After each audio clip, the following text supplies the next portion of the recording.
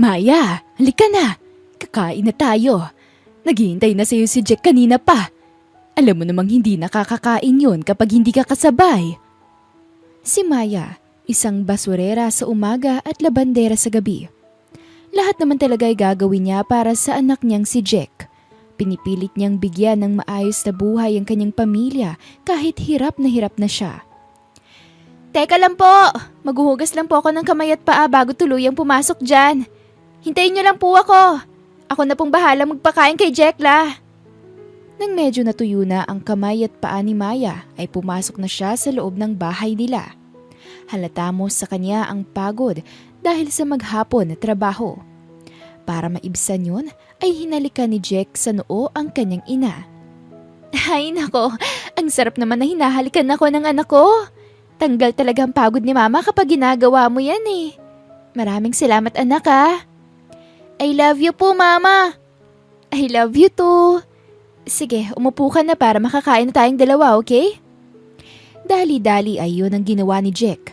Sa totoo lang ay maiyak-iyak lagi si Maya kapag naririnig niya mga I love you ni Jack para sa kanya. Alam niyang ang anak ang dahilan para siya'y lumaban lagi sa buhay. Pagkatapos pakainin ng kanyang anak ay pinatulog niya rin ito. Sila na lang ng kanyang lola baby ang nasa pagkainan at nag-uusap. Alam mo, yung anak mo talaga, bibong-bibo. Kanina ay nakarinig lang ng sounds dun sa kapitbahay panay na ang sayaw. Saan ba nagmana yan? Sa tatay niyang si Jared. Seryosong tiningnan ni Maya ang kanyang lola baby habang nag-aayos sa may kusina. Dahil sa tingin na yun ay alam na ni lola baby na mali ang kanyang sinabi. La, ano ba kayo? Sinabi ko naman po sa inyo dati pa. Hindi niyo po pwedeng sabihin ang pangalan ng lalaking yun o kahit anong tungkol sa kanya. Sige ka, mamaya marinig pa yan ni Jack. Magtanong pa naman ng batang yun. Ay, oo nga pala. Pasensya ka na apo ha. Hindi ko lang talaga napigilan ang bibig ko. Ang dami na rin kasi talagang nagtatanong sa tatay ng anak mo eh. Lahat na yata ng kapitbahay natin na hinahanap ang lalaking yun. Nanlaki ang mga mata ni Maya pagkatapos ay napailing. Hindi niya lubos akalain na pati ang mga kapitbahay nila ay magtatanong tungkol sa tatay ng anak niya. Talaga? Pati ba naman sila ay nakikisaw-saw pa sa mga ganon? Ang dami-dami na ngang issue sa bansa, uunahin pa talaga yung sa akin. Ay nako, oo nga naiinis na ako sa kanila. Kaya kung minsan ako nang sumasagot para sa'yo. Hala naman, ang tsismosa mo talaga. Tumawa ng tumawa si Lola Baby noon pagkatapos ay nagpaalam na kay Maya na siya ay matutulog na. Habang may inaayos ay hindi tuloy mawala sa kanyang isip kung kumusta na nga ba ang ex-boyfriend niya. Ay nako Maya, iniisip mo na naman ang lalaking yun. Ang tanong, iniisip ka rin ba niya? Hindi naman 'di ba? Tsaka panigurado may anak na rin yun sa iba dahil naka-arrange marriage nga siya. Huwag ka na nga umasa, please lang. Pagkatapos ng lahat ng kanyang gawain ay humiga na siya sa tabi ni Jack. Kitang-kita niya na sobrang himbing ng tulog ng bata. Buti na lang talaga at meron akong ikaw anak. Sigurado kasi ako mababaliw ako kapag wala ka sa piling ko. Pagkatapos ng lahat ng nangyari, may maganda pa ring bunga ang lahat. Sana lang talaga, huwag mo nang hanapin ng tatay mo. Hindi niya deserve na bumalik sa buhay mo, sa buhay natin. Pagkatapos noon ay hinalikan niya sa noo ang bata at natulog na rin siya. Umaga pa lang ay hinanda na ni Maya ang kanyang sarili. Isa na naman itong araw kung saan lalaban siya sa buhay. Siyempre, hindi niya kinalimutan ng kanyang pagiging ina kay Jack. La! Luto na po ang pagkain ni Jack! Mauna na po ako sa labas para agad na makakuha ng basura ha! O sige, ako nang bahala sa pagkain niya. Maya-maya naman susunod na rin ako dahil nandito na si Greta. Ingat ka apo ha! Naku la, sila ka mong mag-ingat sa akin dahil uubusin ko ang lahat ng basura nila. Pagkasabi ni Maya noon ay natawa si Lola Baby. Umalis na si Maya at dala-dala ang kariton niya. Nakailang kuha na siya ng basura noon nang biglang may kotseng humarang sa harapan niya. Muntik na siyang mawala ng balanse kaya naman galit na galit siyang kumatok sa bintana nito. Wala na nga siyang pakialam kung mabasag pa niyang bintana. Ang importante ay mapagalitan niya ang driver. Hoy! Ikaw bang hari rito ha? Kung makapag-drive ka, wagas ah! Paano na lang kung namatay ako? Sasagutin mo bang pampapalibing ko? Galit na galit si Maya noon, pero nang buksan ni Jared ang bintana ng kanyang kotse ay nanlaki ang mga mata ni Maya. Pati nga si Jared ay nagulat din. Maya? Ikaw na ba yan? Biglang nahiya si Maya, hindi malaman ang gagawin. Hindi niya alam kung paanong napunta si Jared sa harapan niya pagkatapos ng ilang taon. Hindi ako yon. Baka nagkakamali ka lang. Sige, alis na ako. Umayos ka sa pagdadrive mo Pagkatapos sabihin yun ay kumaripos na ng takbo si Maya pabalik sa kanila. Hindi man inamin ng dalaga na siya yun pero alam ni Jared sa sarili niya. Ex-girlfriend niya nga ang nakita niya. Sa kabilang banda ay habol hininga namang pumasok ulit si Maya sa bahay nila. Gulat na gulat si Lola Baby dahil alam niyang nakapagsimula na ang kanyang apo sa pagbabasura kanina pa. Oh Maya, bakit bigla kang bumalik rito? Ang sabi ko naman sa'yo, pupunta ako ron May problema ba? Lumingalinga si Maya na para bang may hinahanap pero kitang-kita rin sa kanyang mga mata ang pangamba. Nasaan po si Jack? Kailangan ko po siyang makita. Nagtataka man pero sinagot pa rin ni Lola Baby ang kanyang apo. Nandun kay Greta. Nakikipaglaro na siya. Bakit naman apo? Tuloy-tuloy lang si Maya sa paglalakad papunta kay Jack ni hindi na niya nasagot si Lola Baby. Sinundan na lang siya ng matanda dahil nag-aalala din siya para sa apo. Anak, okay ka lang ba? Dito ka lang kay mama Huwag mo akong iiwan. Kasi kapag iniwan mo ako baka hindi ko nakayanin. Pagkasabi noon ay agad na niyakap ni Maya ang kanyang anak. Naluha na lang rin siya noon kaya gulat na gulat ang kaibigan niyang si Greta. Ma? Takang-taka si Jack pero hinayaan niya lang ang pagyakap ng kanyang ina sa kanya. Nang mahimasmasa na si Maya ay lumabas na siya ng kwarto at umupo sa sala. Naluha pa rin siya noon kaya minabuti na ni Lola Baby na kausapin siya. Apo, ano ba talagang nangyari at ganyan ka? Aba, kung may problema ka magsabi ka lang Nagkita po kami. Yun lang ang sinabi ni Maya, nauutal pa siya. Ha? Nino? Pero ilang segundo lang ang lumipas ay na-realize din ni Lola Baby kung sino ang sinasabi ni Maya sa kanya. Kaya naman gulat na gulat si Lola Baby to the point na napasigaw siya. Napalabas pa sina Jack at Greta sa kwarto dahil sa sobrang lakas ng pagsigaw niya. Apo, nagkausap ba kayo? Kukunin niya ba sa atin si... Hindi na hinayaan ni Maya na matapos pa ang pagsasalita ni Lola Baby. Ayaw kasi niyang marinig pa ni Jack ang tungkol doon. Hindi po yun mangyayari. Hindi po ako papayag. Kahit ang makita ko lang si Jack. Kahit makita niya lang si Jack, hindi ko hahayaan. Wala siyang karapatan sa anak ko. Pero apo, tatay siya ni... Ako ang nanay at tatay ni Jack Siguro ay nagulit lang ako na nakita ko siya. Pero hindi ko hahayaan na magtagpo pa ulit ang landas namin. Hindi na nangulit pa noon si Lola dahil ayaw na niyang magalit pa sa kanyang apo. Malungkot na lang siyang tiningnan ni Jack at awang-awa siya sa bata. Kahit may konting pangamba si Maya ay pinagpatuloy pa rin niya ang pagbabasura sa araw-araw. Ilang araw na rin namang hindi niya nakikita si Jared kaya kahit papaano ay nakampante siyang hindi nababalik yun. Apo, okay na itong nakuha natin. Mas marami na kaysa kahapon. Pupunta muna ako sa junk shop ni Jose para ibigay itong mga to Diyan ka muna. Babalikan na lang kita maya-maya. Ngumiti naman si Maya kay Lola Baby bago tuluyang sumagot. Sige Pula, ako na pong bahala sa iba pang basura na nakuha natin. Dadaling ko na lang po ito kay Mang Jose kapag naayos ko na. Baka meron pa po ako makuha sayang. Ingat po kayo sige apo. Siyempre naman, mag-iingat ako. Ilang minuto pa lang simula nang makaalis si Lola Baby ay bigla na lang siyang may narinig na boses. Isang boses na nagbigay ng pangamba sa kanya. So ikaw nga yun, Maya. Kumusta ka na? Kumusta na kayo ni Lola Baby? Jared? Bakit ka nandito? Sinusundan mo ba ako? Nauutal na noon si Maya kung pwede lang siyang tumakbo ay ginawa na niya. Inaalala niya si Jack nang makita siya at mapalapit si Jared. See? Kilala mo pa pala ako. Nung isang araw lang na nagkita tayo. Sinabi mo pa sa akin hindi ka si Maya. Ay nako, Ano ba talaga nangyari sa'yo? Tiningnan ni Maya ang kanyang sarili bago tuluyang sumagot kay Jared. Seryoso ang kanyang muka. Hindi pa ba obvious kung ano nangyari sa akin? Siguro, tinatawanan mo na ako sa utak mo ngayon, no? Kasi yung dating matalino, tinitingala ng lahat ay basurera na ngayon. Nalungkot si Jared at napailing dahil sa sagot ni Maya sa kanya. Look, I'm sorry sa nasabi ko ha. Hindi naman sa binababa ko ang sarili ko. Nagtatanong lang talaga ako. Hindi ako okay? Kita mo nga basurera ako ngayon eh. Nagtatanong ka pa dyan.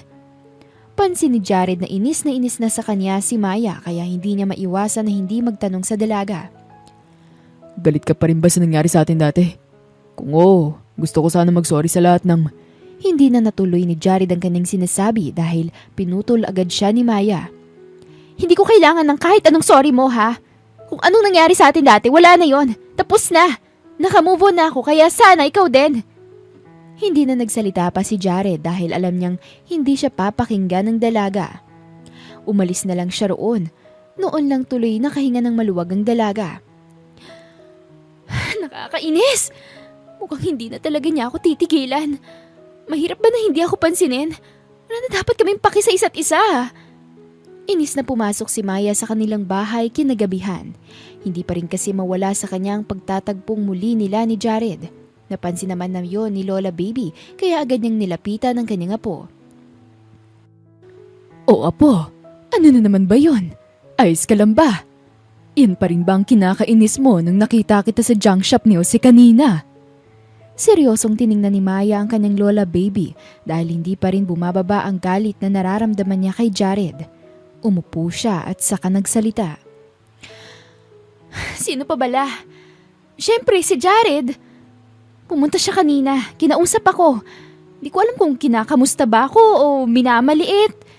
Kitang-kita niya kung anong itsura ko tas itatanong niya kung ano nangyari sa akin. Dahil sa ingay na kanyang ginawa ay nagising si Jack sa pagkakatulog sa sofa. Lumapit ito kay Maya at pupungas-pungas pa. Mama, are you mad? Marunong si Jack ng English language dahil kapag may kaunting oras si Maya ay tinuturuan niya ito. Hindi man niya kaya na pag-aralin ng bata sa totoong eskwelahan ay sinisiguro naman niya na ito ay natuturuan niya ng tama. Buti na lang din at madaling matuto si Jack at mana kay Maya. Nagulat tuloy si Maya dahil nasa likod pala niya si Jack. Nagsisi tuloy siya na napalakas ang kanyang boses. Ano anak, hindi naman galit si Mama. Stress lang kasi hindi ko na alam ang gagawin ko. But I'll be okay anak. Siyempre, ikaw ang lakas ko eh. Mapait na ngumiti si Maya sa kanyang anak. Ngumiti ang bata pabalik sa kanya at hinalikan siya sa pisngi.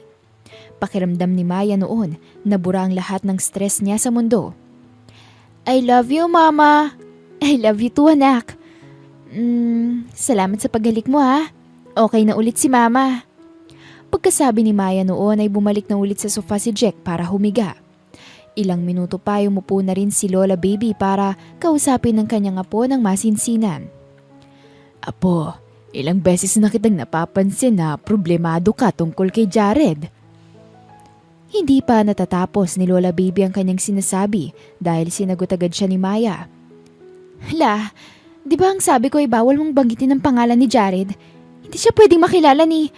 Hindi rin naman natapos ni Maya ang kanyang sasabihin dahil sumagot agad si Lola Baby sa kanya. Apo, kahit anong gawin mo, hindi na yun mawawala. Ilang taon mo nang itinago si Jack sa kanyang ama. Buti nga't hindi nagtatanong niyang anak mo tungkol sa ama niya. Baka naman oras na rin apo para magkaroon si Jared ng puwang sa buhay ng anak mo. Nang marinig ni Maya iyon, hindi niya maintindihan ang kanyang nararamdaman. Para bang sang-ayon siya na hindi sa kanyang lola. Hindi na lang tuloy siya nagsalita dahil alam niyang hahaba lang ang kanilang pag-uusap. Lumipas pa ang ilang araw. Ang hindi alam ni Maya ay pinasundan pala siya ni Jared sa kanyang personal assistant at driver. Bakit ba kasi pinapapunta tayo dito, Kuya Carding? Hindi pa pwedeng siya na lang ang pumunta? Ang sangsang ng amoy dito eh. Sino nga ba raw ang hinahanap? Inis na sabi ni Elaine. Gusto man niyang hindi sundin si Jared pero alam niya sa sariling hindi pa niya afford na mawala ng trabaho. Isa pa ay 10 years na siya na personal assistant ni Jared. Alam na niya halos lahat tungkol sa kanyang boss. Elaine, ikaw naman. Sino ba personal assistant at sino ang boss? Aba, kung kaya mong utusan si sir, sana ginawa mo na kanina para hindi na ikaw ang kasama ko rito. Maya, Mapendo daw ang pangalan ng hinahanap natin. Maya Mapendo? Oh no! Huwag niyo sabihin sa akin na yun ang ipapalit niya sa akin. Pagkatapos ko magtrabaho sa kanya ng 10 taon, ganun na lang niya ako kabilis bibitawan? Napailing na lang si Mang Carding kay Elaine pagkatapos ay sumagot siya. Huwag kang ang OA dyan. Alam naman natin na hindi ka papalitan ni Sir Jared. Ang alam ko, aalokin natin ng trabaho yang si Maya dahil ex-girlfriend siya ni Sir. Nanlaki ang mga mata ni Elaine dahil sa kanyang narinig. Hindi niya lubos akalain na isang basurera ang naging ex-girlfriend ng kanyang boss. Totoo ba? Yung Maya Mapendo na yan, isang basurera? Girlfriend ni Sir? Aba, ngayon ko lang nalaman na ang mga bet pala ni Sir ay madudungis. Kala ko akong bet niya all this time. Agad na pinaliwanag ni Mang Carding ng slight ang love life ni Jared. Medyo kilala kasi niya si Maya kaya hindi na siya nahirapan pa roon. Alam mo Elaine, hindi mo dapat maliitin si Maya. Matalino kaya yan. Top 1 nga lagi sa school niya yan dati. Sobrang bait pa niya. Lalong nagulat si Elaine sa nalaman. Para natuloy may question mark sa mukha niya noong mga oras na yon. Paano isang basurera na katulad niya ay matalino dati? Pinaglolo ko niyo yata ako, Mang Carding eh. Wala naman yatang ganun eh. Sa totoo lang, hindi ko rin alam kung ano nangyari kay Maya. Kaya kung ako sa'yo, bumaba na tayo at kausapin siya. Napailing na lang si Elaine noon at kinuha ang kanyang makeup. Siyempre, sasabak siya sa initan kaya hindi pwedeng hindi niya ayusin ang sarili niya.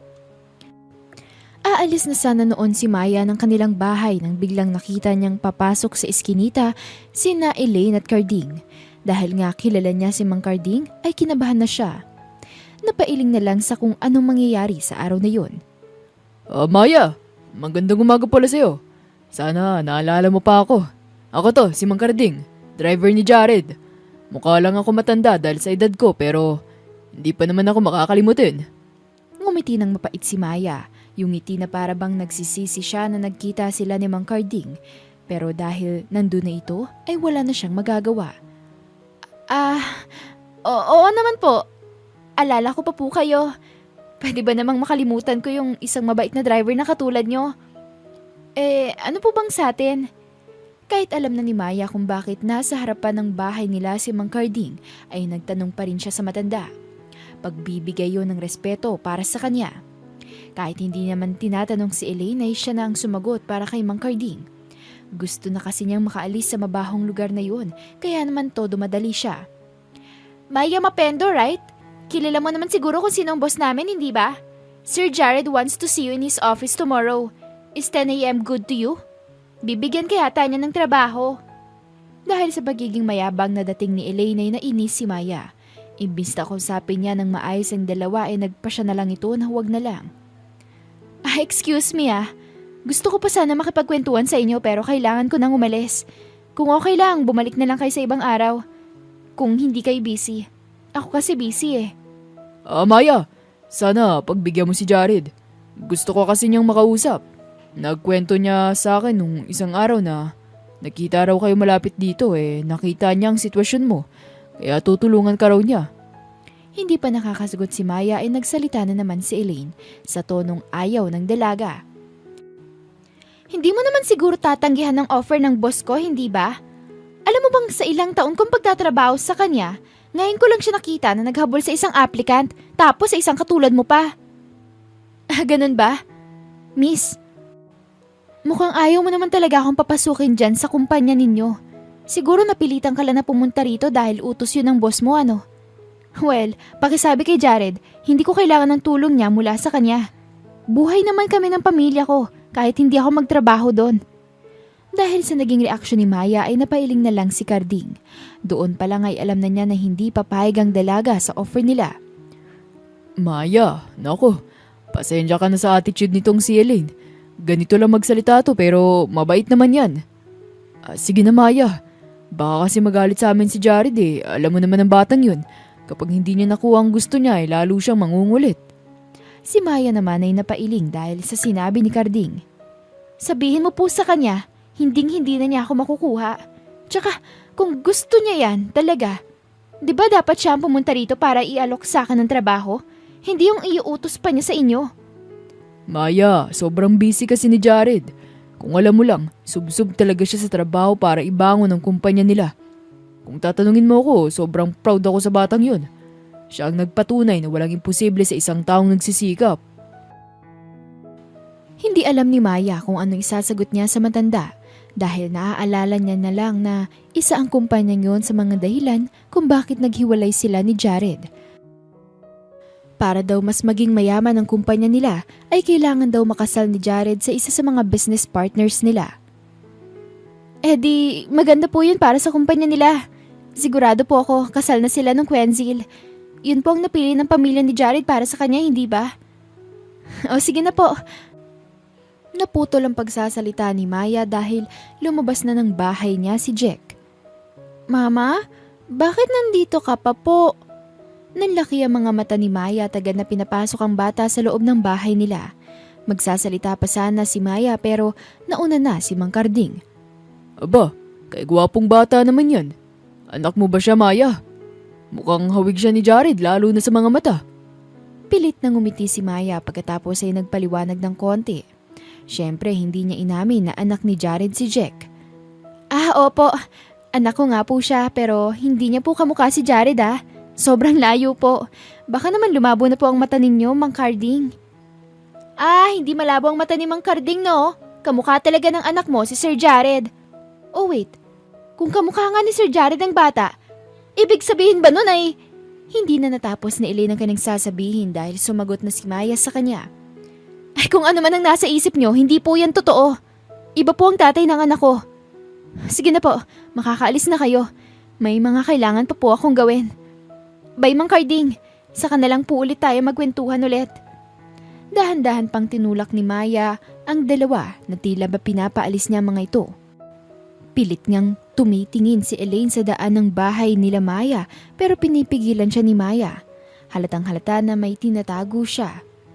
Pagkatapos noon ay kabadong pumasok si Maya sa kanilang bahay. Nagulat ang kanyang kaibigan na si Greta kaya nagtanong na ito sa kanyang kaibigan. Ano na naman ba yun, Maya? Mukhang may nakita ka na namang multo Nainis tuloy si Maya dahil sa nangaasar pa sa kanya ang kaibigan. Oo, multo. Multo talaga na nakaraan na nakita ko. Nakakainis na. Hindi na ba talaga nila ako titigilan? Ilang taon naman ako nanahimik Hindi ba okay yun? Ang gusto ko lang naman ay hindi nila malaman na tatay niya si Jared. Bakit parang sobrang hirap makuha nun? Napailing si Greta saka lumapit kay Maya. Friend, siguro nga talagang hindi mo matatakasan ng nakaraan. Kasi sabi mo nga tahimik ka na, tapos after 7 years ay magkikita kayo. Hindi mo ba naisip na baka ito ng oras kung saan kailangan mo nang sabihin sa anak mo ang totoo? Parang batang nagwawala si Maya noon dahil sa inis. Hindi niya alam kung ano nang gagawin. Tulad nga ng sabi ni Mang Karding ay hindi talaga titigil si Jared sa pagtatanong tungkol sa kanya dahil sa nakaraan na meron silang dalawa. Wala nang nagawa si Maya noon kung hindi bumuntong hininga. Pagkatapos ay pumunta siya sa kwarto para tingnan si Jack. Naglalaro ito sa kama at sobrang saya. Nagulat pa nga ang mga ito na makita si Maya. Mama! Nandito ka na rin po pala! Ngumiti si Maya at lumapit kay Jack bago magsalita. Bakit? Hindi ba pwede anak? Halika nga rito, pahingi ako ng kiss para mawala naman ang pagod ni Mama. Lalong nagtaka si Jack dahil sa sinabi ni Maya. Pagod ka na po agad, Mama. Hindi pa nga po nag-uumpisa araw mo Natawa si Maya nang ma-realize na tama ang sinabi ng kanyang anak. Ay nako, halika na nga't yakapin mo na lang ako. Di ba sabi ko sa'yo, kapag pagod si Mama, kailangan ko ng power hug. Nasaan ang power hug ko? Ngumiti ng matamis ang bata pagkatapos ay niyakap si Maya ng mahigpit. Habang nakayakap si Jack sa kanya ay kung ano na ano ang pumapasok sa utok niya. Nakita na lang siya ni Jack na naluha kaya tinanong siya nito. Mama, why are you crying po? Wala naman anak, may naalala lang si Maya na importante. O sige na, aalis na ako Dito ka lang muna kasama si Tita Greta. Pagkatapos noon ay lumabas na si Maya at binili na ang kanyang anak sa kaibigan nitong si Greta. Kinabukasan, Pagmulat pa lang ng mga mata ni Maya ay alam na niyang posibleng puntahan siya ni Jared dahil sa nangyari kahapon sa tapat ng bahay nila. Kaya naman prepare na ang kanyang sasabihin kung sakali mang magtanong si Jared tungkol kay Jack. Hindi nga siya nagkamali. Pagkalipas ng 30 minutos ay nasa harapan na niya ng bahay nila si Jared. Sa pagkakataon na yon ay hindi nito kasama ang personal assistant na si Elaine at tanging si Mang Carding lang ang naroon. May dalang payong dahil sobrang init ng panahon. Oh, bakit ka nandito ha? May kailangan pa ba tayong pag-usapan? Sinabi ko naman na sa personal assistant mo na hindi ako papayag sa offer mo, hindi ba? Hindi ba sapat ang sagot ko na yun para sa'yo? Sabi mo raw kasi sa kanila, bakit hindi ako pumunta rito at personal na mag-offer ng trabaho, hindi ba? Kaya ito, ginagawa ko na. Mukhang mas gusto mo na ako ang pumunta at hindi sila. Dahil sa sinabi ni Jared ay napatigil si Maya. Ramdam din niya ang pag-init ng pisngi niya. Pati nga si Mang Carding ay kinilig din dahil sa hirit ni Jared na yun. Pero kinalma ni Maya ang kanyang sarili at sumagot pa rin siya kay Jared. At sa tingin mo, oo ang isasagot ko sa'yo kapag ikaw ang pumunta rito? Sorry Mr. Ferrer ha, pero malaking no pa rin ang sagot ko sa offer mo. Kaya kong buhayin ang anak ko na hindi nagtatrabaho sa'yo. Dahil sa sinabi ni Maya na yun ay naging interesado tuloy si Jared tanungin ang mga bagay tungkol sa bata. Pinabalik pa nga niya sa kotse si Mang Carding para makapag-usap sila ng masinsinan ni Maya. At talagang pinaalis mo pa si Mang Carding? Nung akala mo ha, makikipagkwentuhan ako na para bang wala kang kasalanan sa akin? Jared naman, alam mo kung gaano kalaki ang kasalanan mo sa akin. Sa tingin mo gugustuhin pa kitang bumalik sa buhay ko? Maya, gusto ko lang naman itanong sa'yo ng personal kung anak ko ba ang bata. Kasi sabi nila kamukha ko raw yung anak mo. Ilang taon na ba siya? Nasaan tatay niya? Pwede ko ba siya makita kahit saglit lang? Halos mahilo noon si Maya dahil sa mga tanong ni Jared sa kanya. Sunod-sunod kasi. 7 years old na siya at nasa ibang bansa ang tatay niya, okay? Kung umaasa ka na sa'yo ang bata dahil lang sa sinabi sa'yo na kamukha mo siya, tigilan mo na. Wala kang anak sa akin. Sa totoo lang ay sobrang sakit noon para kay Maya. Hindi naman kasi siya sanay na magsinungaling sa mga tao. Pero sa pagkakataong to, alam niyang kailangan niyang magsinungaling para maprotektahan niya si Jack. Sabi mo, 7 years old na ang anak mo. Yun ang bilang ng taon ng breakup natin. So pwedeng anak ko nga siya. Isa pa, kung may tatay siya na nasa ibang bansa, bakit ganito ang sitwasyon mo ngayon? Hindi ba dapat tinutulungan ka niya para sa anak ninyo? Doon na nagkaroon ng pagkakataon si Maya na paalisin si Jared. Nagkunwari siyang nasaktan sa mga sinabi ng binata para maitulak na niya ito palayo. Jared, hindi mo alam ang kwento ng buhay ko simula nung nawala ka. Kung ako sa'yo, bumalik ka na sa asawa mo dahil baka hinahanap ka na niya.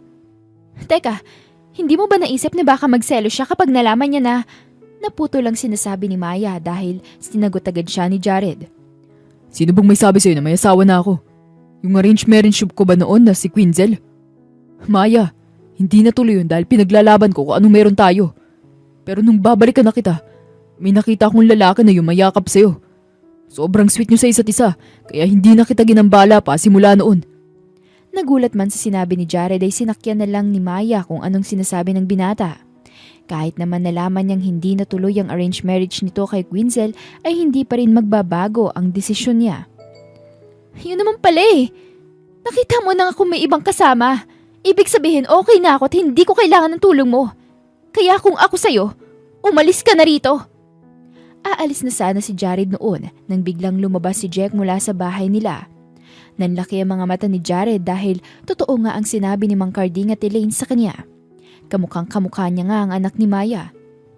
Ma, kakain na po tayo. Pumasok ka na sa loob anak. Susunod na ako mamaya. May kausap lang si mama. Pero imbis na pumasok sa loob ay tiningnan pang maigi ni Jack si Jared. Lalo tuloy na patunayan ng binata na anak niya talaga yun. Kaibigan po ba kayo ni mama? Nauutal na sumagot si Maya sa kanyang anak. Anak, hindi niya friend si mama. Nagtaka si Jack at nagtanong ulit. Hindi po siya friend pero kinakausap niyo po siya? Hindi po ba bad po yun, mama? Jack, bumalik ka na sa loob, please. Kailangan na talaga kausapin ni mama to. Tumalikod na ang bata at hinayaan na sina Jared at Maya sa labas. Doon na nagkaroon ng pagkakataon si Jared para itanong kay Maya ang isang mahalagang tanong. Anak ko ba talaga siya? Sabihin mo naman sa akin ng totoo, please. I deserve to know the truth. Seryosong tumingin si Maya kay Jared, halatang galit na galit ito sa binata. Alam mo kung anong deserve mo, Jared? Deserve mong umalis na rito dahil hindi naman kita kailangan. So please, hayaan mo na ako. Kahit yun ang sinabi ni Maya ay hindi pa rin tumigil si Jared sa pangungulit sa kanya. Maya, kitang-kita naman natin na kamukhang-kamukha ako siya, hindi ba? Anak ko siya, Maya. Ilang ulit ka bang sasabihin sa'yo na hindi nga? Feeling mo lang siguro na kamukha mo siya dahil yun ang nasa isip mo. Pero hindi. Iba ang tatay niya. Doon na naisip ni Jared ang isa sa mga plano niya. If hindi ko talaga siya anak, can we at least do a DNA test? Para lang malaman ko kung totoo ba ang sinasabi mo sa akin. Kapag napatunayan ng DNA test na hindi ko siya anak, titigilan na kita. I promise. Tinaas pa ni Jared ang isa niyang kamay, nanumpa. Lalo tuloy na inis si Maya dahil sa kanyang narinig. At sa tingin mo papayag ako sa gusto mo? Jared, umalis ka na. Sinasayang mo lang ang oras ko. Kailangan pa ako ni Jack sa loob. Pero Maya, malakas ang kutob ko na. Hindi na natapos ni Jared ang kanyang sinasabi dahil nagsalita na si Maya. Umalis ka na sabi! Kapag hindi ka pa umalis, ipapabarangay kita! Wala nang nagawa si Jared noon kung hindi ang umalis, pero pinapangako niya sa sarili na babalikan niya ang bata dahil gustong malaman ni Jared ang totoo. Makaraan ng ilang araw, iniwan ulit ni Maya si Jack sa kaibigan niyang si Greta. Sige, ako nang bahala sa anak mo. Maya-maya ay uuwi na rin naman si Lola Baby eh. Basta ha, yung bilin ko, kapag nakita mo si Jared sa labas, paalisin mo agad. Huwag ka magpapautos sa kanya. Tumango naman si Greta sa kanyang kaibigan bago siya tuluyang sumagot. Oo naman, hindi makakalusot sa akin ang Jared na yun oh. O sige na, mag-iingat ka ha. Dahil doon ay nakampante na si Maya na hindi malalapitan ng kahit na sino si Jack. Para sa kanya ay mas maigi na yung mag-iingat. Sa kabilang banda ay naghahanda na si Elaine sa utos ni Jared sa kanya. Nagkunwari siyang kaibigan ni Maya para hindi siya itaboy. Kung hindi ko rin talaga mahal ang trabaho ko, hindi ko gagawin to no? Ang katin ng damit ko! Nakapambahay si Elaine noon para hindi siya makilala bilang sekretary ni Jared. Ang utos kasi ng kanyang boss ay kailangan ay makakuha si Elaine ng DNA sample ni Jack para maipacheck ito sa lab. Dahan-dahan na siyang kumatok sa pinto ng bahay ni Maya at pinagbuksan naman siya ni Greta. May dala siyang spaghetti at chicken para sa bata. Ano po yun? Sino po sila? Tanong ni Greta. Ako po to, si Elsa. Kaibigan ako ni Maya. Itatanong ko lang sana kung nandyan ba siya? Nagtataka man si Greta kung sino si Elsa ay sinagot pa rin niya ito. Wala po eh. Umalis na, kani-kanina lang. Hindi ba kayo nagkasalubong na dalawa? Nako, hindi eh. Sayang naman.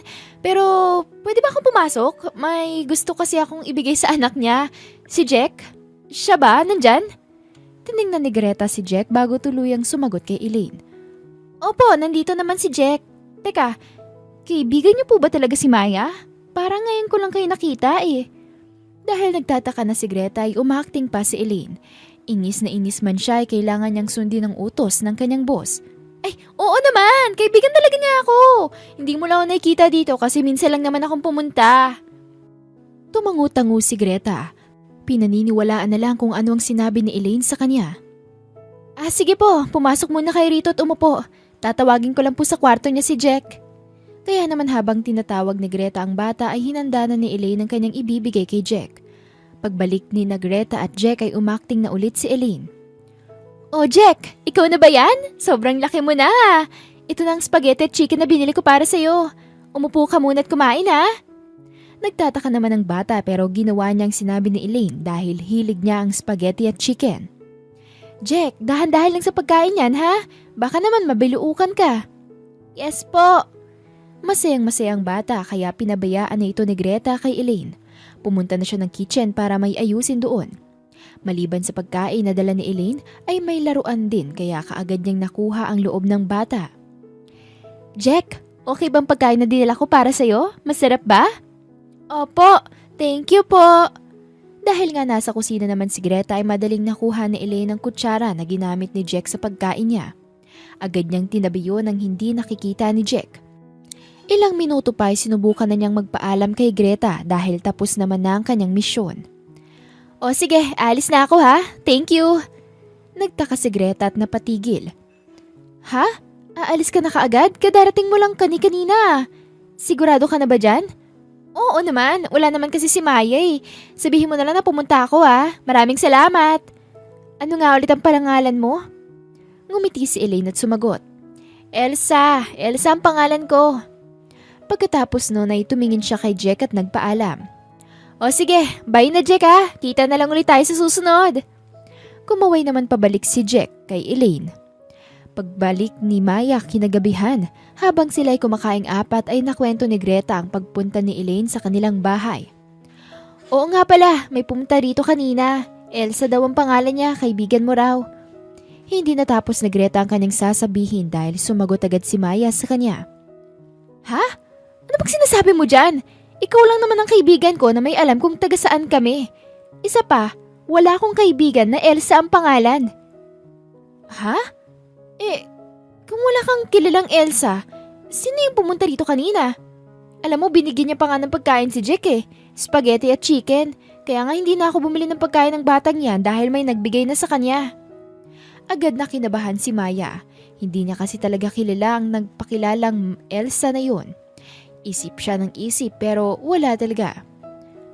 Pwede mo bang sabihin sa akin kung anong itsura niya? Tsaka ano pang ginawa niya rito maliban sa binigyan na ng pagkain si Jack? Nako, baka naman ninakawan na kami niyan ha? Maganda naman siya. Sa unang tingin ko nga akala mo mayaman eh. Pero kanina nakapambahay lang siya. Kung magnanakaw siya ano naman sa tingin mong nanakawin niya dito? Wala naman masyadong gamit dito sa inyo eh. Nag-isip-isip si Maya hanggang sa kabahan siya. Hindi pwedeng ang sekretarya ni Jared ang babaeng yun. Hindi na napigilan ni Maya ang sarili kahit naroon si Jack ay inaway niya si Greta. Greta naman! Sinabi ko naman sa'yo hindi pwedeng makalapit si Jared sa anak ko. Pero dahil sa ginawa mo, mas nilapit mo lang siya sa tatay niya. Ha? Sabi mo kasi si Jared lang naman ang hindi pwedeng lumapit sa kanya, hindi ba? Oo babae naman ang lumapit sa kanya kanina. Ba't ka nagagalit dyan? Posibleng niloloko ka lang ng babaeng yon. Oo, mabait siya sa anak ko dahil may kailangan siya, malamang. Inutusan na yun ni Jared para kumuha ng DNA sample ng anak ko. Gulat na gulat sina Greta at Lola Baby sa kanilang narinig. Nagsisituloy si Greta sa pagpapapasok niya kay Elaine sa bahay ni Maya. Maya, pasensya ka na. Sinunod ko naman ang sinabi mo eh.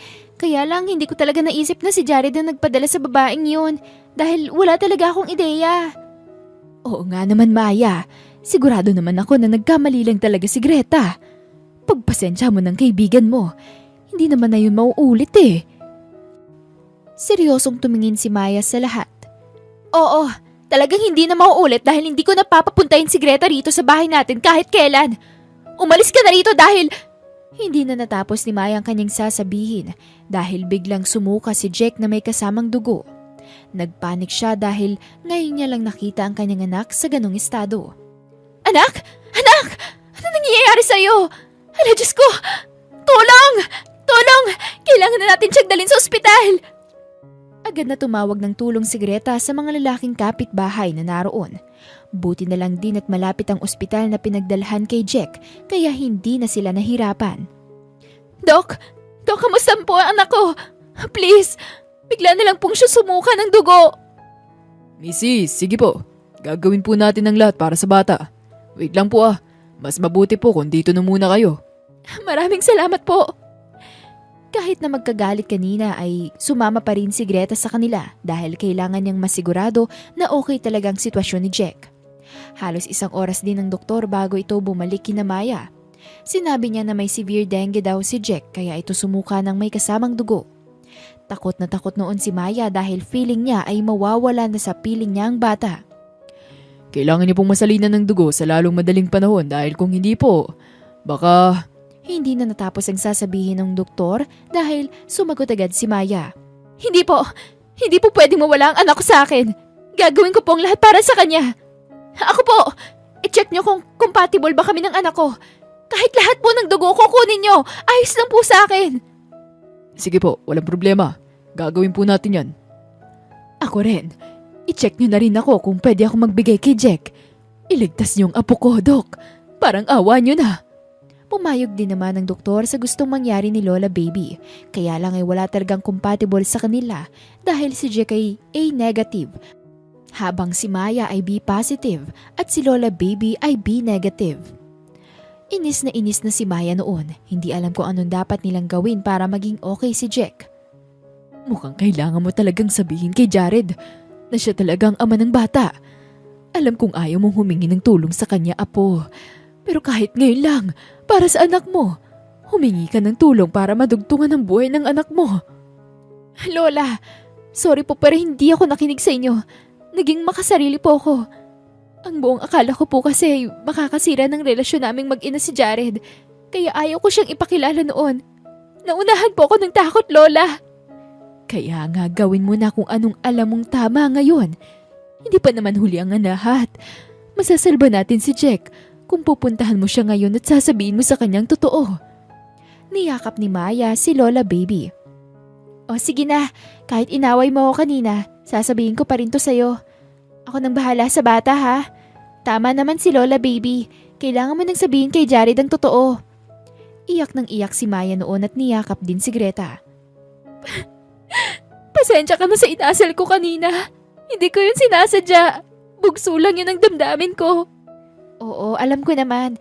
Mali rin ako na basta ko nalang pinapasok yung babae. Sorry hindi ako nag-isip ng mabuti. Sige na, puntahan mo na siya. Nandito lang kami. Hihintayin namin kayo. Nagmamadali si Maya na magpunta sa bahay nila para sana maligo at magbihis. Iyak siya ng iyak habang naglalakad siya pero laking gulat niya na nasa harapan ng bahay nila si Jared. Dahil sabog ang kanyang emosyon at hindi niya alam ang gagawin, ay hindi niya napigilan ang kanyang sarili na mayakap si Jared. Dahil sa gulat ay napayakap din pabalik ang binata sa kanya. Nang kumalma na si Maya, agad siyang tinanong ni Jared kung anong nangyari. Pero may kutob na siya na tungkol kay Jack iyon. Anong problema? Bakit ka umiiyak? May nangyari ba kay Jack? Negative ka ba? Yun kasi ang dugong kailangan isalin kay Jack. May severe dengue siya ngayon. Hindi ko na alam ang gagawin ko, Jared. 7 taon ko na siyang inaalagaan, ngayon lang naranasan to. Hindi to simpleng lagnat o ubo lang. Sabi ng doktor, delikado daw ang anak ko. Ang anak natin. Nagulat si Jared sa sinabi ni Maya. Halong kaba at excitement ang nararamdaman niya ng mga oras na yun. Nauutal pa siya. Anong sabi mo? Anak ko si Jack? Oo. At kailangan kanya ngayon. Kaya tatanungin ulit kita, negative ka ba o hindi? O di kaya may kakilala ka naman siguro na ganun ang type ng dugo. Oo, negative ako. Nasaan ba siyang ospital? Puntahan na natin. Dahil sa sagot ni Jared ay napaiyak na naman si Maya. Hindi niya akalain na ang taong pilit pa niyang tinataboy ng ilang araw ay siya palang tutulong sa kanila ng anak niya. Jared, I'm sorry Sorry kung pilit kong tinago ang anak natin sa'yo. Sana mapatawad mo ko. Maya, naiintindihan naman kita. Pero hindi ngayon ang oras para dito. Sumakay ka na ng kotse para makapunta na tayo sa kanya, please. Ilang minuto nga lang ay dumating na sina Jared at Maya. Agad nagpa-check up si Jared ng kanyang dugo at nang malaman na A-negative siya, inayos na nilang lahat ng mga kakailanganin para maumpisa na ang pagsali ng dugo kay Jack. Huwag ka mag-alala, Apo. Magiging maayos din ang lahat, okay? Mahal tayo ng Diyos. Ni hindi niya tayo pababayaan. Pasensya na pula. Hindi ko po kasi maiwas na hindi mag-alala. Pero masaya pa rin po ako dahil nasabi ko na kay Jared kung ano ang totoo.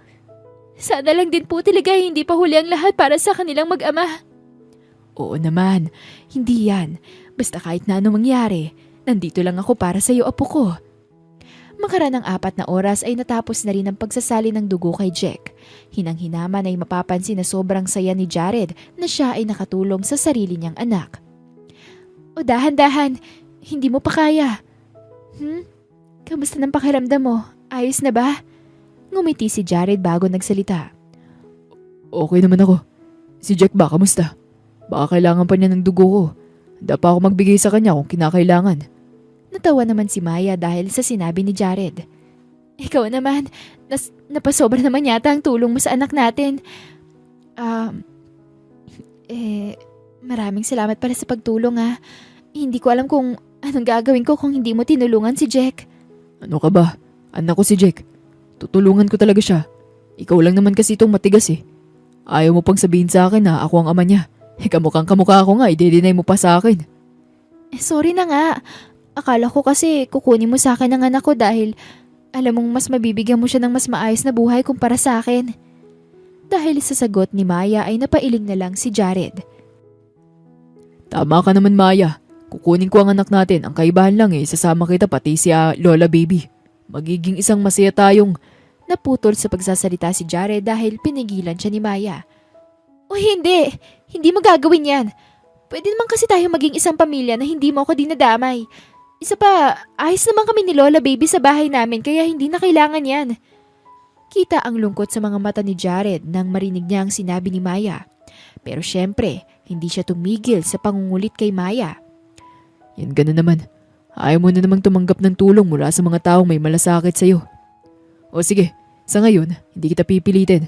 Pero asahan mo na hindi ako titigil hanggat hindi mo nakukuha ang matamis mong oo. Namulat nag-init ang pisngi ni Maya nang marinig yun. Hindi niya inexpect na hihirit si Jared ng ganun sa kanya. Sa sobrang hiya niya ay nahampas niya tuloy ang binata. Doon pa sa kung saan siya kinuhanan ng dugo. Aray ko naman, masakit yun, Maya ah.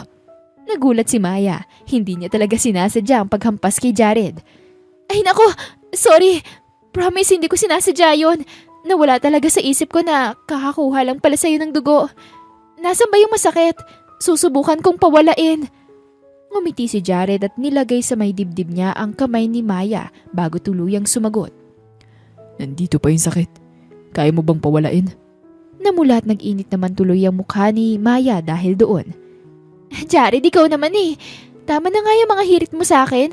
Hindi na ako natutuwa ha. Sige ka, aalis na lang ako rito para hindi mo na ako lukohin na ganyan. Oo, hindi ka na natutuwa sa mga hirit ko. Kasi kinikilig ka na. Ay nako, ano kaya kung aminin mo na rin sa akin na mahal mo pa rin ako hanggang ngayon? Pwede naman eh. Single ako, single ka rin, hindi ba? Jared, hindi ganun kadali yun. Masakit pa rin sa akin na nangyari dati.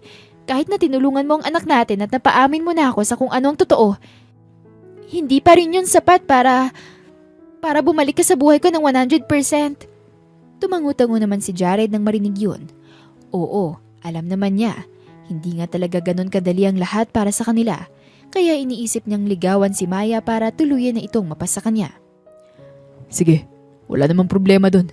Nire-respeto ko ang desisyon mo. Pero sana respetuhin mo rin ang desisyon ko ha. Nagtaka naman si Maya. Ha? Anong desisyon ang sinasabi mo dyan? Ano? Iiwan mo na ang anak natin sa akin? Napakunot ang noon ni Jared nang marinig yun mula sa kanya. Ah? Ano bang sinasabi mo? Nakita ko na kayo mag-ina, tapos kakakawalan ko pa kayo. Maya naman, ang desisyon na sinasabi ko ay ligawan ka. Pagkalabas ko rito sa ospital, gagawin ko yun at huwag kang aangal ah. Pero, hindi ako ang gusto ng mga magulang mo para sa'yo. Maghanap ka na lang ng iba. At saka, pwede naman tayo na mag-co-parenting para sa bata. Diba? Please, nakakaya kasi kapag haharap ako sa pamilya mo. Maya, hindi na tayo mga bata. May mga sariling desisyon na tayo sa buhay at wala silang dapat pakialam dun. Naghirap ako sa kumpanya para lumaguto at masatisfy sila. Kaya hindi naman siguro masama kung hingin ko sa kanila na makasama ko ang babaeng dati ko pang mahal. Maya, alam mong may dahilan ng lahat ng bagay, di ba? Ano sa tingin mong dahilan kung bakit pinagtagpo tayong muli? Hindi na nakapagsalita noon si Maya dahil sa sobrang kilig at hiya na kanyang nararamdaman. Tumango na lang siya. Alam niyang wala na siyang magagawa dahil mapilit si Jared. Noon lang na-realize ni Maya ang isang bagay. Mahal pa rin talaga si Jared kahit na kung ano ang nangyari sa kanilang relasyon. Pagkalipas ng ilang araw ay nag-umpisa na ngang manligaw si Jared, hindi lang kay Maya kundi pati na rin kay Jack at Lola Baby. Apo, wala naman tayo magagawa dyan eh. Aba, gusto kang ligawan ulit ng tao eh, bakit hindi mo bigyan ng pagkakataon? Isa pa, hindi na lang ito para sa'yo, kundi para na rin kay Jack. Bigyan niyo siya ng buong pamilya. Hindi naman masama yun, hindi ba? Pero Nahihiya po talaga ako. Ano na lang pong sasabihin ng pamilya niya kapag nalaman po na naliligaw siya sa akin? Baka ipatapon po siya sa malayo tapos hindi na po kami magkita ulit. Ayoko po noon. Natawa naman si Lola Baby dahil sa narinig. Apo, hindi naman ganun yon. Masyado mong iniisip ang mga bagay na wala naman. Sige na, may tanong ako para sa'yo. Diyan ba sa puso mo mahal mo pa rin si Jared kahit ilang taon kayong hiwalay sa isa't isa? Natigilan si Maya at nag-isip muna bago tuluyang sumagot. Opo, at saka naalala ko rin po kasi yung sinabi niya na baka raw po may dahilan kung bakit ulit kami nagkita. Baka raw po kami talaga kaya nangyari to. Oh, yun naman pala Ano pang kinakatakot mo dyan? Kung ako sa'yo, harapin mo na siya roon dahil hindi naman maganda yung pag pinaghihintay mo siya, hindi ba? Dahil doon ay lumabas na nga si Maya mula sa kanyang kwarto. Nanlalaki ang mga mata niya dahil ang daming dalang groceries at damit ni Jared. Hindi niya alam kung ano ang mararamdaman niya. Pasensya ka na kung ito ang binigay ko sa'yo. Alam ko na kasi ito ang kailangan nyo ng anak ko Sabihin mo lang sa akin kung may kulang pa para ibibigay ko sa susunod na punta ko rito. Talaga ba? Sa tingin mo, sa dami nito kulang pa? Ikaw talaga. Hindi ko alam kung mabait ka o mayabang. Pero salamat pa rin Tama ka naman. Kailangan to ng anak mo. Sumeryoso ang mukha ni Jared. Hindi alam kung galit o hindi si Maya sa kanya. Pasensya ka na ulit. Hindi naman yun sa pagmamayabang pero gusto ko lang din kasi na makabawi sa'yo sa lahat ng taong wala sa piling mo. Sana naiintindihan mo yun.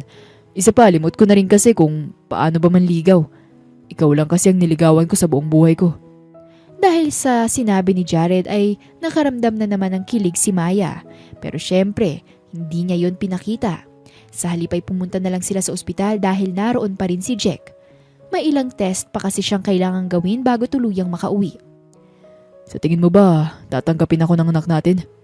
Kinakabahan kasi ako Baka malaki ang galit niya sa akin. Jared, pagdating dyan, huwag ka mag-alala. Hindi naman kita siniraan sa kanya. Sinabi ko lang na ang mga kakulitan mo nung tayo pa pero never kitang siniraan kay Jack. Todo ngiti si Jared sa narinig pero hindi siya mapakaling hindi itanong kung bakit yun ang ginawa ni Maya. O talaga? Bakit hindi? In-expect ko pa naman na wala na ako mukhang iharap sa anak mo. Nahihiya pa si Maya na sagutin si Jared pero sa huli ay ginawa niya pa rin. Sa totoo kasi niyan, umaasa pa rin akong babalik ka. Hindi man para sa akin pero para kay Jack. Lagi kong iniisip na sana maging tatay ka sa kanya. Tapos, nangyari na lang to. Nasa harapan na kita ngayon.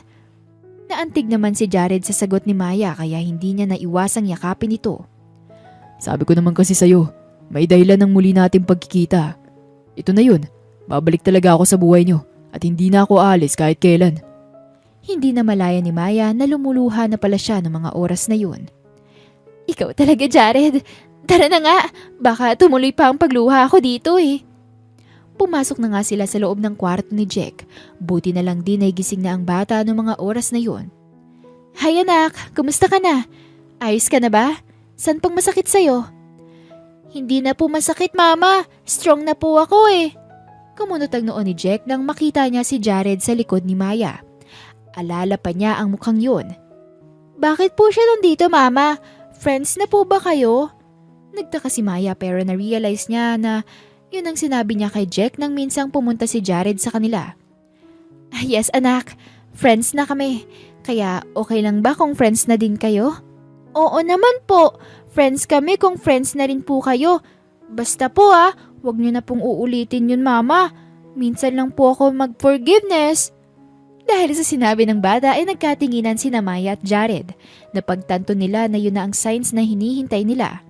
Lalo na ni Maya na patawarin ang isa't isa. Naging okay naman ang pagtanggap ni Jack kay Jared. Ilang buwan na ang lumipas. Nung una ay nangangapa pa ito pero kalaunan ay nasanay na rin sa presensya ng kanyang ama. Laking gulat din ni Maya na buong puso siyang tinanggap ng pamilya ni Jared. Walang pangmamata na pinakita ang mga ito sa kanya. Kaya naman mabilis niyang minahal ang mga magulang ni Jared. Jack, may tanong si Papa para sa'yo. Promise me na sasabihin mo sa akin ng totoo Napakunot ang noon ni Jack pagkatapos ay sumagot kay Jared. Ha? Ano po yon? Tungkol saan? Kapag ba binigyan ko ng ring ang mama mo, okay lang sa'yo? Tatanggapin mo naman ako, di ba? Tinakpan ni Jared ang kanyang bibig dahil sa gulat. Kilig na kilig siya. Hala, marriage? Yes anak, kung papayag ka at ang mami mo, gusto ko na hindi lang ikaw ang Ferrer, kung hindi ang mami mo din. Okay lang ba yun sa'yo? Of course po, it's okay, Papa. I'm really waiting for this because I want a complete family. Halos maiyak na si Jared dahil sa sagot ni Jack sa kanya. Sobrang saya ng puso niya dahil mabubuo na talaga niya ang gusto niyang pamilya noon pa man. Don't worry anak, I'll give you one. Mahal na mahal ko kayo ng mami mo eh. Dumating na ang oras kung saan magpo-propose na si Jared kay Maya. Kabadong-kabado siya dahil hindi niya alam kung mag-yes si Maya sa kanya. Go Daddy! You can do it! I love you! Marriage is for mommy and you! Thank you anak, I love you too. Bumaba na noon ng kotse si Maya, wala pa ring ideya sa kung anong plano ni Jared. Nanlaki na lang ang mga mata niya nang makita sina Jack, Greta, Lola Baby, Elaine, Mang Carding at ang mga magulang ni Jared. Hinanap niya si Jared noon, yun pala ay nasa gitna ito. Nang mabasa niya ang "Will you marry me?" malapit kay Jared ay naiyak na siya. Ano na naman to, Mr. Ferrer? Pinapaiyak mo na naman ako eh.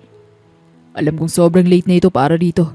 Pero gusto ko malaman mo na ready na ako mahalin at pagsilbihin kayo ng anak natin. Pasensya na dahil ngayon lang ako dumating pero pangako, hindi na ako aalis sa tabi niyo. Maya Mapendo, kung alam mo lang, kayo ni Jack ang bumuo sa pagkatao ko. Will you be my forever? Tulo na ng tulo ang luha ni Maya. Hindi na niya kinaya. Ito kasi talagang isa sa mga pangarap niya, ang makasal kay Jared Ferrer. Jared, sorry din talaga sa naging asta ko nung nagkita ulit tayo. Hindi ko kasi alam noon kung paano ko haharap sa'yo. Pero ngayon masasabi ko may pag-ibig sa basura. At oo, I will be your forever. Doon na umiyak si Jared. Tumayo siya at niyakap ng mahigpit si Maya. Ang lahat naman ng family at friends nila ay sobrang saya para sa kanila. Deserve niyo yan! Magmahalin lang kayo hanggat gusto niyo! Diyos ko, maraming salamat na nagmahalan na sila. Ang buong akala ko ay hindi na madadagdagan ng apo ko sa tuhod. Ay sige, gumawa na kayo ng bata ngayon din. Hindi ko naman bet si Maya nung una. Pero kung siya talagang bet ni Sir Jared, edi go. Sabi ko na nga ba, sila pa rin talaga sa uli. Buti na lang talaga at pinagtagpo ulit sila. Ang tunay na halaga ng tao ay hindi nasusukat sa estado niya sa buhay, kundi sa kung paano siya nagtagumpay sa kabila ng lahat ng pagsubok. At ang nakaraan, gaano man katagal ay babalik din para itama ang mga mali. Lahat din ng pagsisikap ay may magandang patutunguhan, basta't maging totoo ka sa iyong sarili at sa mga taong nakapaligid sa iyo. At ang huli, kaakibat ng pagpapatawad ang pagmamahal. Kapag nagpatawad ka, ibig sabihin ay may pagmamahal sa puso mo. At kung may pagmamahal ka, ibig sabihin ay marunong kang magpatawad sa kapwa mo. At dito na po nagtatapos ang kwento natin para sa araw na ito. Muli, ako po si Miss Demi. Marami pong salamat sa inyong pakikinig sa Siren Radio. Sana po'y nagustuhan niyo ang kwentong ito at abangan ang mga next stories na aming ibabahagi sa inyo. Marami pong salamat at hanggang sa muli. Paalam!